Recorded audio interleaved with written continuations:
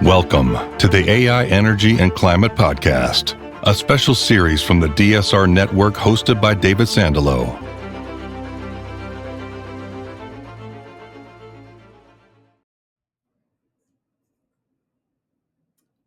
Julio Friedmann, welcome to the AI Energy and Climate Podcast. A pleasure to be here, David. Congratulations on this new gig. Well, you've had quite a career, Julio. You've been a scientist at Lawrence Livermore National Lab. You've been a top official at the U.S. Department of Energy, a scholar at Columbia University. Now you're the chief scientist at Carbon Direct. What is Carbon Direct? What do you do there? So Carbon Direct's a company that helps enable substantial, durable greenhouse gas reductions and removals using science. That's the mission. And we take our very large and broad and accomplished science team, and we work with companies or governments or philanthropies or whoever to figure out how they can actually deliver reductions to their own footprint, purchase removals to complement them, find clean building materials or fuels, whatever it is they need. And I entered into this company because I believe that this is the moment where actually we need to start deploying clean energy solutions. I've worked as a researcher, I've worked as a technology developer, I've worked in policy. I've worked with you at the Center on Global Energy Policy. That was a joy. But the moment now calls for deployment. Deployment is what private companies do. So it's a lovely gig. And are you working with lots of private companies at Carbon Direct? Indeed, we are. Many of our customers are the tech companies, and many of them have current needs around their own AI and data center builds. But many of them have been leaders in the field of clean energy and CO2 removal for a very long time, notably Microsoft, Amazon, Google, others. But we also work with banks. We work with other kinds of finance institutions, equity owners, and so forth. We have advised governments, from county governments to national governments. We've worked with pharmaceutical companies, heavy manufacturers, airlines. It turns out that everybody has needs in Climateville. And if you're going to have real reductions in removal, you need more than just a good story. You need to really understand the science, the economics, the policy, the operational issues in order to get what you need. Well, one more question about your background, Julio. Your social media handle is @CarbonWrangler. So where did that come from? What's the story behind Carbon Wrangler? And by the way, anyone listening, I highly recommend following Julio at Carbon Wrangler on multiple social media platforms. But where'd that come from? And if people want to get the full story about this, they can find me on LinkedIn. I wrote a LinkedIn article about the secret origin of Carbon Wrangler. It actually was an epiphany brought to me in part by a mutual acquaintance, Andy Karsner. He was doing an event in Marrakesh adjacent to COP22. And it was a vibrant, really interesting event. And it was prompted by the first election of Donald Trump. And as people were running around at the COP, flapping like wet hens and trying to figure out, what do we do? This guy's falling. He and Laurene Powell Jobs, his boss and sponsor, pulled together people from all over the world, artists, entrepreneurs, people in government, people in business, leaders of all kinds.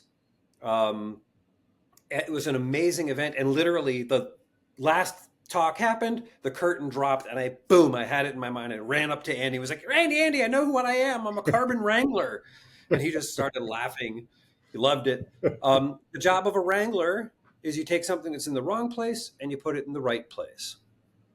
And that's what we need to do with carbon. And I've been doing that most of my career. I just didn't know the name until the 2016 in Marrakesh. And for those of our audience who are not in the United States or may not be familiar with the American West, at least what Wrangler connotes to me is cowboys and kind of wrangling cattle and moving cattle around. Is that what you had in mind with Carbon Wrangler? It turns out that I like Western wear clothing a lot. So those are two great tastes that taste great together. Well, great. Well, I have a belt buckle, I have boots, I have a lasso, the whole kit and caboodle.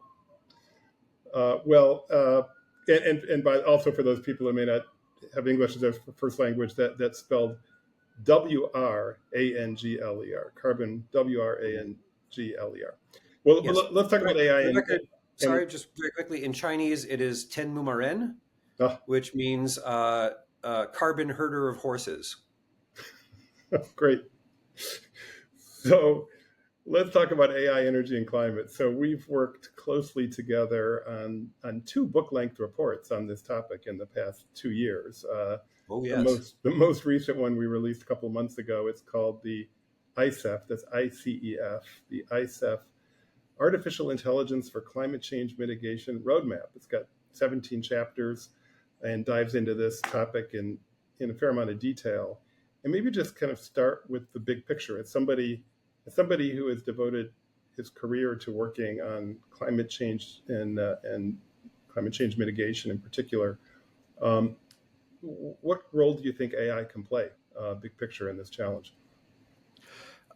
Excellent question. And when we wrote the first report, one of the things we took pains to do is to describe how AI had already contributed to climate change science, to climate change mitigation pathways. So we know that, in fact, it can and already has done quite a bit. When people think about AI, they often just think about large language models or ChatGPT or something like that. But AI has many different kinds of applications. One of the first and best ones was actually looking over climate science and finding patterns that people hadn't seen before. And we identified important sort of mechanisms. When I say we, I mean the scientific community, not me personally, identified sort of new climate processes and functions just by looking at that. We were able to identify things like the impacts of contrails. These are condensation trails from airplanes, and what their actual climate impact was. We were able to start doing things like doing better grid modeling and integrating grid data. So we started from that position a year and a half ago and said, like, well, gosh, there's already a lot going on. In the recent edition, we've sort of seen an awful lot of things since then in terms of real applications. We expanded the aperture to cover many different kinds of fields in manufacturing. We tried to cover cross-cutting issues of many kinds. I know that you're going to be talking about these in other podcasts. I don't want to spoil things too much. But one of the things that we sort of realized is that the rapid propagation of AI also presented a set of challenges to policymakers, to users, with respect to energy, with respect to water. There was a whole set of challenges and questions and ideas that came up. And from that, we thought, hey, we need to make sure that we address those in a serious way. And if the weight of the book, all 343 pages of it, is any indication, I think we did a serious job. I want to talk about challenges in a minute that you just mentioned, but maybe just to stay on the opportunities first. Are there any particularly transformational gains that you think AI can bring in the climate area? What are you most excited about? Oh, absolutely. And when many people think about AI and its applications to climate, they think about the incremental changes. They think about things like, well, you can get better efficiency within this manufacturing base or something like that. I really like the transformational opportunities. And the transformational opportunities to me fall into two categories. One of them is to make things you couldn't make or do things you couldn't do. And AI can enable both of these things. An example of making things you couldn't make is material discovery. AI is really good at going through the periodic table, combining lots of different elements, understanding the molecule's properties, and then based on that, ranking them in terms of their opportunity.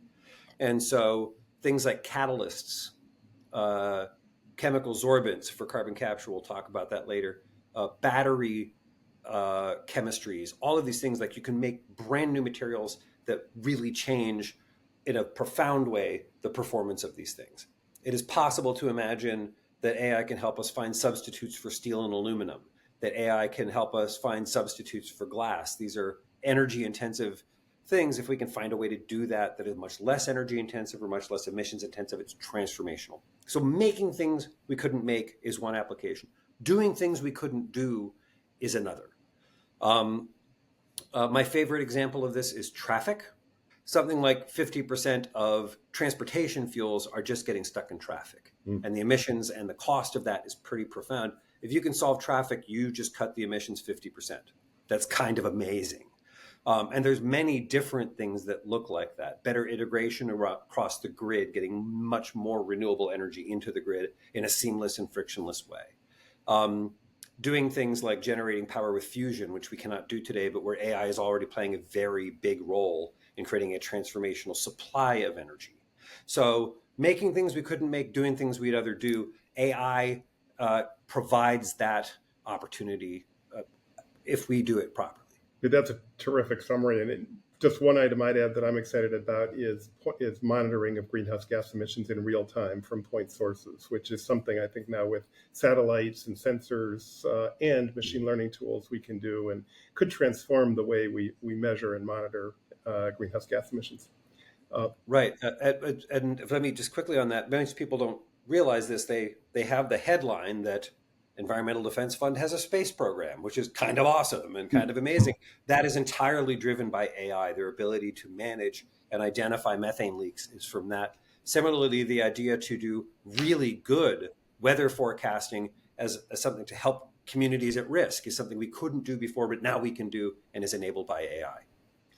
Let's talk about the challenges, and then I want to get to particular topic that you wrote a chapter on, but there are a number of them, but one of them that's important involves the power demand for AI and the emissions that could be coming from that, and that's a topic that's getting enormous attention here in the United States.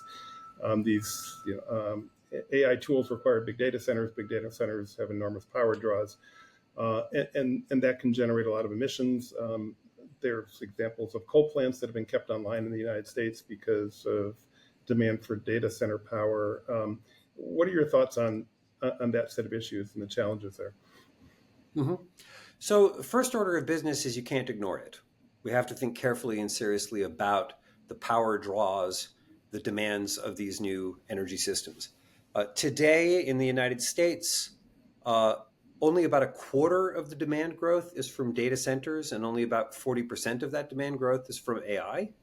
The rest is other stuff. But it's growing really fast. And because it's growing really fast, you can't ignore it. You can't pay attention to it. Because it's growing really fast, it also is providing a kind of shock to the system around grid reliability, which is kind of new. And you have to build as quickly as you can. That in the United States basically means natural gas power. It's really the only thing you can build super quickly. Or you can increase the capacity factor from existing plants, most of which are gas or coal. So there are emissions increases that we've seen from the rollout of AI. Today, we found, this is an important finding of the report, globally, AI looks like it's less than 1% of electricity and probably much less than 1%. In the United States, data centers are about 1.5%, so maybe 1% in the US is AI. But we also have learned that we don't have the data we want to really know this. We're not gathering the information, and that's really important. And hopefully we will see the tech companies, the hyperscalers, taking the gathering of data and sharing of it responsibly so that we can have a better understanding of these issues. We don't yet know, and this is another finding, I'm sorry to put it, I'll put a bow on it, I promise. If you look at those two trends, it's not obvious whether or not AI will increase emissions or decrease emissions as a whole. And in that context, that's kind of up to us. There's nothing inherent in AI that means emissions must go up, but we got to work to make sure it doesn't. Yeah, I'd agree with that strongly. And before we go to carbon capture, which you're such an expert in, somebody asked me recently, said, okay, listen, bottom line, AI good or bad? From a climate change standpoint, how would you answer that? Honestly, too early to tell. Yeah. I would like to say good. We don't quite know that yet.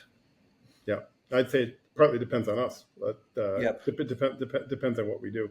Well, and it's a tool like anything else. It's sort of like saying, okay, David, tell me today, axes, good or bad? Right. Right? Axes chop down forests. They also build homes. They also kill people. They also like keep your house warm. Like the axes can be used for good or for bad. Yeah. I think on balance, we found that axes are good. On balance, most tools are good. So I expect AI will follow that trajectory, but I can't be cavalier about it. I won't make a judgment today. Let's move to carbon capture, utilization, storage. You are one of the world's leading experts in that topic, I'd say without exaggeration, and we're really fortunate that you wrote the chapter on this in the roadmap. Uh, how can artificial intelligence help advance? Well, actually, let me start with another question before we get to that, which is just talk about the importance of carbon capture overall in the fight against climate change. Thank you, and good question. The science on this is kind of unambiguous. The fact that this topic generates such friction surprises me because the science is really clear, actually. Even more so knowing now that we are at 1.5 degrees, that for 2 years the world's been at 1.5 degrees and we are blowing it. The Intergovernmental Panel on Climate Change has, in their most recent report, the findings are pretty clear. Between 12 and 20% of the total solution will be from carbon capture. This is kind of what you see in the European industrial carbon management targets. This is what you see the countries that have the most ambitious climate goals, the ones that are most legislatively binding and most ambitious, are putting a lot of money into carbon capture because it's part of the solution set. It's one of the many things. It is arguably a little bigger than nuclear. It is comparable to wind or solar. In many geographies, wind and solar will be way bigger. In other geologies and geographies, maybe carbon capture, but you just need it. And you need it for three things. Biggest of these today is heavy industry. We don't have any other way to reduce the emissions from things like cement making. It's the only thing we have that is substantial. 60% of emissions from cement are the recipe. That's only manageable by carbon capture. Things like steel making, fertilizer production, all of these things, they have very large footprints. Just to give you a sense of scale, cement is equal to all the cars in the road, all of them. So you need carbon capture for these things, really. Second is power systems. If you'd asked me 2 years ago, I would have said most of that's going to be in the developing world. It's going to be in China and India and Southeast Asia. Increasingly, it's going to be in North America and Europe too. And the reason why is we're not going fast enough. You want to go faster, then you're going to do carbon capture at those power plants. And the third thing we're going to use it for is removing CO2.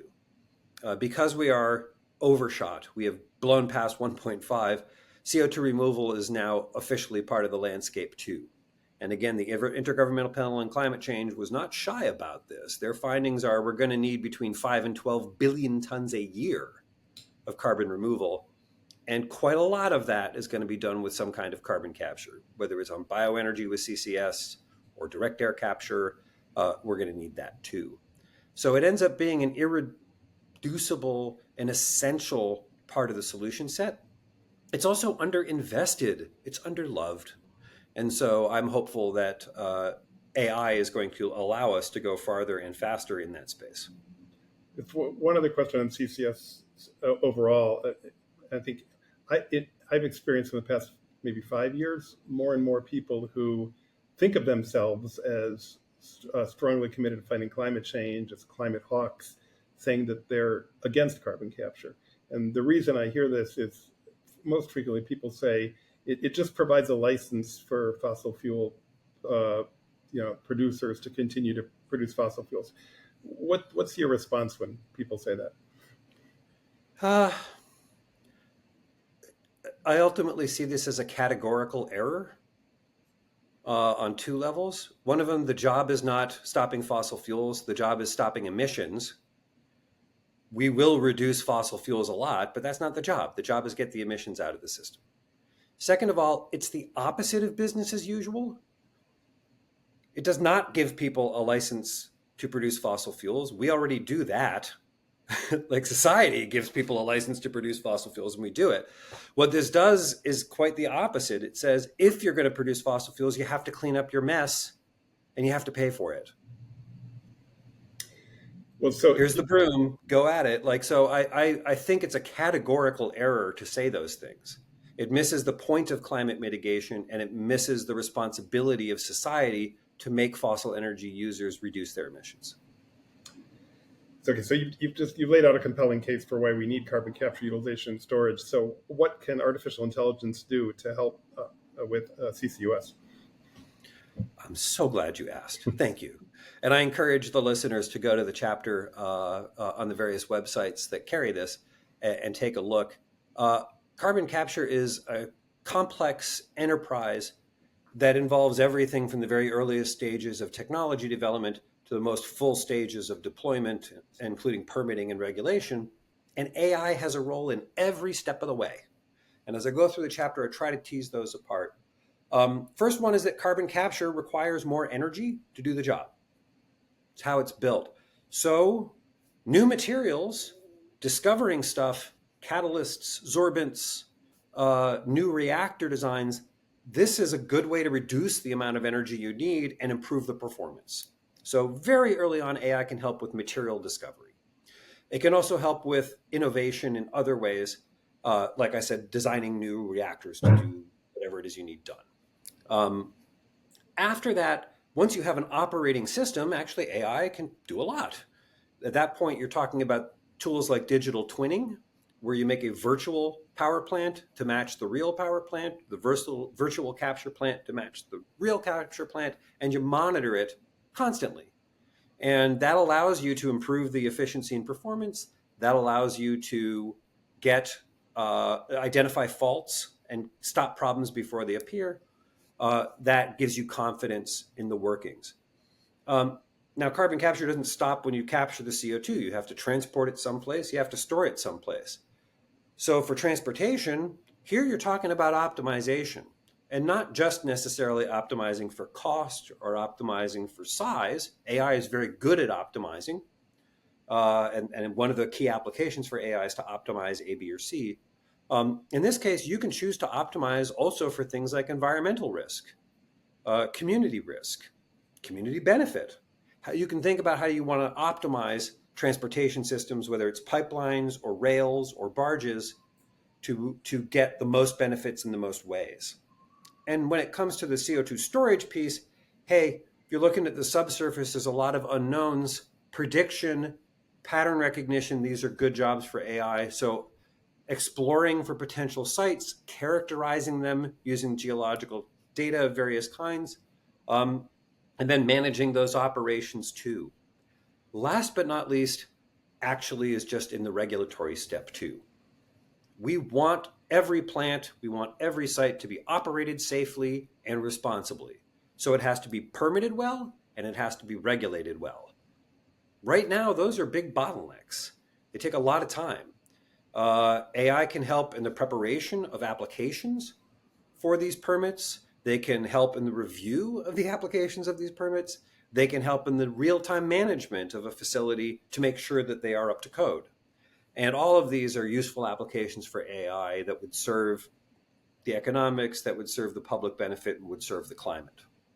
That's a fascinating summary, Julio, and you just kind of run through the entire life cycle in some sense of CCUS and how AI can help almost across the entire area. By the way, if anyone wants to read this in more detail, this is chapter 9 of our roadmap, and you can find the roadmap on Amazon. The Artificial Intelligence for Climate Change Mitigation Roadmap. Just put in artificial intelligence and climate change; it'll come up on Amazon. You can get it for free online in a number of different places. One of them is just icef.go.jp. icef.go.jp. And again, I think if you just Google the name, you'll find our roadmap.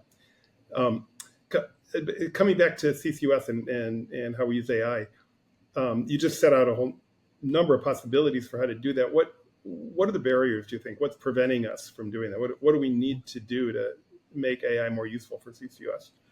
So this is a persistent finding throughout our report, and it's true in the case of carbon capture as well. No data, no AI.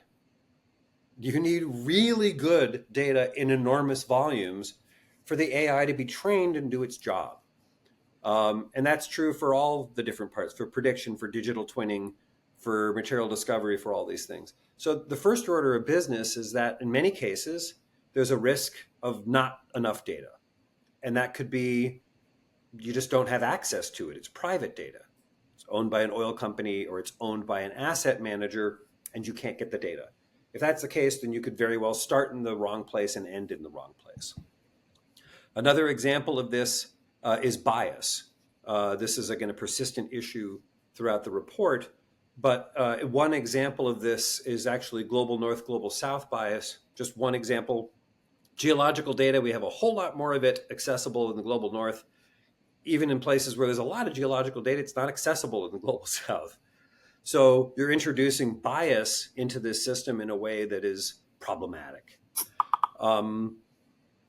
There's many other sort of barriers here, but one of the most important ones, and again, this is a persistent theme throughout the report, is human capital and training. How do you get people using these things in an intelligent way? And that could be a chemist trying to come up with a new material. How do they know how to go about the business? How do you train them to do that? How do you develop the algorithms that they need, et cetera? But it can also just be somebody permitting a well or somebody permitting an air permit for a carbon capture site. How can they be using AI to not only make that faster, they're not trained in it. And similarly, they need to recognize hallucinations. They need to see when the AI is giving a wrong answer. They need to be aware that that's a risk, and they need to operationally manage that risk so that they don't end up in the wrong place. These barriers and risks, I think, are substantial, but they're all addressable. And just to close that on this, and any recommendations for what different actors in this space can do? Governments, businesses, philanthropies, others. What can they do to move this forward? Thank you. And in fact, at the very end of the chapter, we make a whole set of recommendations, in some cases for governments, in some cases for private companies. This is a team sport. Everybody gets to play. One of them is, hey, if this is a real tool for innovation, there's still a lot of innovation to be done around carbon capture. Start using the AI for that. In your research, development, and deployment programs, start embedding AI into that as a tool, as a programmatic element, as a review element, whatever you need to do. Give it resource, money, and staff. Like, get that part done. Second one, lots of people should be using these tools. Asset owners should be using the tools. Industrial manufacturers should be using the tools. State-owned enterprises should be using these tools. If they're not, it'll take longer, be more expensive, more difficult, more problematic. So they should start using AI as they are thinking about their own carbon capture options. I do think that the permitting one that we keep talking about is real. Hey, folks, start leaning into large language models, figure out how these things can help you in your day job to get carbon capture better permitted, better regulated, better financed, all of these kinds of things. And last but not least, start talking about it. Have government people and computer people and climate people, people from academia, people from industry, people who are experts at carbon capture in all of its dimensions, start working together and sharing ideas so that we can move the ball faster. There remains this sort of Tower of Babel Cartesian gap where people just don't understand each other and they don't talk. That's not going to get us anywhere. We have to have convenings. We have to have programmatic reasons to come together in order to drive the agenda forward. Well, thank you, Julio Friedmann. We are just about out of time, and I know you need to get to an airport. And I'm closing each episode of this podcast with two questions for our guests. And the first one is, how do you use AI in your work or more broadly these days? So I use AI quite a lot, actually. There's an enormous literature on all of these things. I use AI to help me digest the literature. And that is particularly important for foreign literature. In non-English speaking literature, it gives me a window into that. Same thing is true for like regulations that are written in Hindi or in Arabic or in Danish. Like it gives me that capability. It definitely allows me to more quickly test my own numbers and conclusions. We're going through an exercise right now where we're trying to think about natural gas power plants and carbon capture. The range of numbers that's out there is pretty broad. The range of experiences that's out there is quite broad. AI allows us to go faster into this space. I'm enough of an expert that I can see the hallucinations when they happen, but that is actually really valuable. It means I don't have to spend hours and hours pouring through papers. I can quickly find the answer that I'm looking for and test it to see that it's real. And you can ask the AI to provide the references and test the references yourself, like just to make sure that you're on course. And then last but not least, actually, we work with companies that are not only AI developers, but also AI practitioners in carbon capture space. And so in those cases, we're trying to understand their needs and help them get the tools, get the use that they need. And that's part of my day job. So I do it that way too. It's a bit of a bank shot, but it's true. Terrific. All right, final question. Looking for recommendations for 3 books, reports, or articles, and for our listeners. And these can be on any topic, not just what we've been talking about, and old or new. Classics from your childhood or an article you read yesterday, whatever strikes your fancy. What any recommendations for our readers? So sure. For our one of listeners, them is sorry. I'm going to start with actually a climate book, and it's one that I use quite a lot. And again, I like the numeracy, I like the sensibility. It's Bill Gates' How to Avoid a Climate Disaster. And he talks about all these things: how we make electricity, how we make food, how we make stuff, and deals with them in a quite rich, clear, and concrete way, no pun intended. One of the examples he talks about actually is a bridge here in Seattle, where I am today, that is a floating bridge made entirely out of concrete. It's an engineering marvel. It's just fascinating. But it's a great book and a good read, and I would encourage people to look into it. It gives you a sense of purpose and optimism. This takes me to my second book. Recently, Arnold Schwarzenegger wrote a book, a self-help book called Be Useful. This is one of my all-time favorite books now. I adore this book. And it is what it says. It gets 7 specific lessons from life around how to be useful to people. And ultimately, that's the core of what climate activity is. If you're going to counter climate change, you got to be useful. And he lays out a whole bunch of things. First chapter is have a compelling vision. Third chapter is work your ass off. Fifth chapter is make a pivot. When you hit a dead end, you don't just keep hitting the wall. You have to reimagine where you're at and think about it. It's a wonderful book. Strongly recommend it. I can talk lovingly about it for the rest of the day. And then last but not least, a book of fiction. This is kind of old, but it suits the moment around AI. There's lots of things that I could have talked about, but this is an old Kurt Vonnegut book. It's actually his first book called Player Piano. And it talks about a world in which there has been a lot of mechanization and industrialization and modernization. It's put a lot of people out of work. And what does society look like, and how do you grapple with that? And the tensions between relieving burden from people versus corporate profit, and how do these things all tie together? He's a terrific author. I wish more people would read him these days. That seems to be a book from our times. I'm sure at some point someone's making the 8-part miniseries around that.